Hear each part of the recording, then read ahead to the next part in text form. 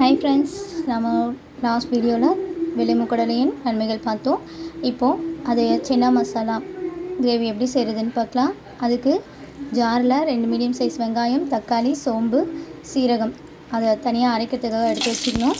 வானலில் வதக்கிறதுக்காக 2 medium size வெங்காயத்தை பொடியை நறுக்கி வச்சுக்கணும். ஒரு பச்சை மிளகா, கொஞ்சம் கருவேப்பிலை, இஞ்சி பூண்டு விழுது எடுத்து வச்சுக்கிட்டு வானலில் பட்டை, லவங்கம், கிராம்பு, ஸ்டார் பூ, ஏலக்காய் எல்லாத்தையும் போட்டுட்டு கொஞ்சம் அது பொரிஞ்சோடனே பொடியை நறுக்கி வச்சுருந்தோம் இல்லையா, அந்த வெங்காயத்தை நல்லா போட்டு வதக்கிக்கணும். அந்த பச்சை மிளகா, கருவேப்பிலை அதையும் சேர்த்துக்கிட்டு நல்லா வதக்கிட்டோன்னா வாசனையாக இருக்கும். பச்சை மிளகா வாசனையும் நல்லாயிருக்கும். நல்லா வதக்கிட்டு இப்போ அந்த இஞ்சி பூண்டு விழுது போட்டு அதையும் நல்லா வதக்கிக்கணும். நல்லா வதக்கி எடுத்துக்கிட்ட பிறகு அதுக்கு நடுப்புற நம்ம வெள்ளை முக்கடலையை நல்லா வேக வச்சாச்சு. 4 விசில் விட்டு எடுத்து வச்சாச்சு. இப்போ அதில் ஆல்ரெடி போட்டு வச்சுருந்தோம்னா ஜாரில் அந்த வெங்காயம், தக்காளி, சோம்பு, சீரகம் அது கூட ஒரு 10 சுண்டல் போட்டு அரைச்சி எடுத்து வச்சுக்கலாம். இப்போ இங்கே வதக்கி வச்சுருந்த இந்த வெங்காயம் அது கூட ஒரு ஸ்பூன் மிளகாத்தூள், தேவைக்கேற்ப உப்பு, கரம் மசாலா கொஞ்சம், மஞ்சத்தூள் கொஞ்சம் போட்டு இதை கலரை விட்டுட்டு நம்ம அரைச்சி எடுத்துக்கிட்டோம் இல்லையா, அந்த வெங்காயம், தக்காளி, சீரகம், சோம்பு அது இல்லாமல் கொண்டைக்கடலை கொஞ்சம் போடணும். அது எல்லாத்தையும் அரைச்சி இந்த ஜாரில் கொஞ்சமாக தண்ணி ஊற்றி கழுவி அதில்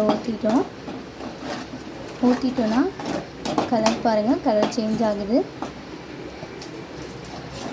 அவ்வளோதான். இதை ஒரு 5 மினிட்ஸ் நல்லா கொதிக்க விட்டுடணும். கொதிக்க விட்டுட்டோன்னா ஒரு டேஸ்டான கிரேவி கிடைக்கும். எடுக்கிறியா?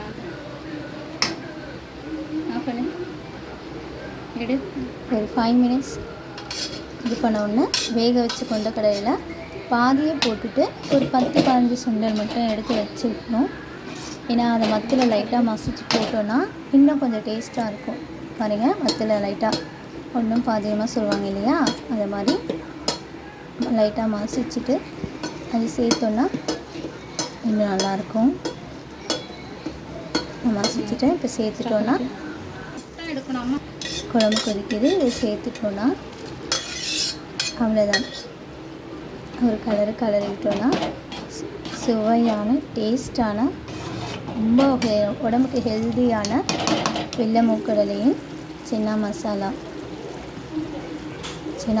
Gravy ready. ஃபஸ்ட் டைம் பார்க்குறவங்க சப்ஸ்கிரைப் பண்ணிக்கோங்க, லைக் பண்ணுங்கள், ஷேர் பண்ணுங்கள், கமெண்ட் பண்ணுங்கள். தேங்க்யூ ஃபார் வாட்சிங்.